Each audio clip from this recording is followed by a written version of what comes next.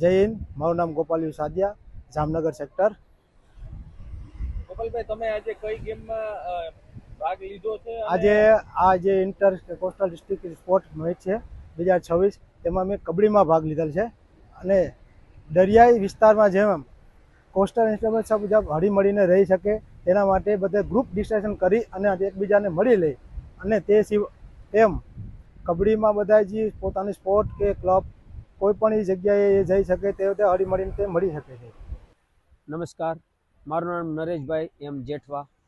અને જે inter coastal district sport meet 2026 અંતર્ગત મેં સ્વિમિંગમાં અંદર ભાગ લીધેલ છે. અને આ સ્પર્ધાનો મુખ્ય હેતુ એ છે કે પોલીસ જવાન શારીરિક અને માનસિક સ્ટ્રોંગ બને, એનો મુખ્ય આ ઉદ્દેશ છે કે ભાઈ નોકરીની અંદર જે ત્વરિત નિર્ણય લેવાના હોય, ફટાફટ જે ક્વિક નિર્ણય લેવાના હોય એ નિર્ણય શક્તિ કેળવાય, એના માટેનો આ ખાસ ઉદ્દેશ છે.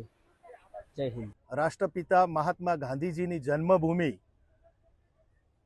પાવન ધરતી પોરબંદર ખાતે આજરોજ ડીજીપી શ્રી રાવ સાહેબ ગુજરાત રાજ્ય તથા એડિશનલ ડીજીપી એટીએસ અને કોસ્ટલ સિક્યુરિટીના માર્ગદર્શન નીચે ઇન્ટર ડિસ્ટ્રિક્ટ અને એમટીએફ વચ્ચે સ્પોર્ટ મીટ 2026નું આજરોજ આયોજન કરવામાં આવેલ છે.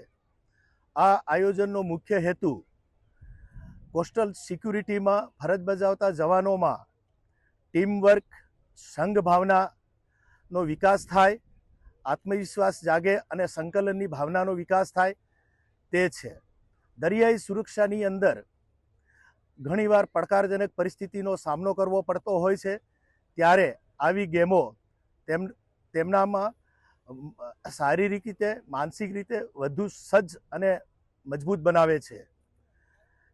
વોલીબોલ, બીચ કબડ્ડી, કાયાકિંગ અને તરણ સ્પર્ધા જેવી ગેમોથી જવાનોની અંદર શિસ્ત, અનુશાસન અને સંઘ ભાવનાનો સરસ વિકાસ થશે તેનો ખાસ પ્રયાસ કરવામાં આવ્યો છે.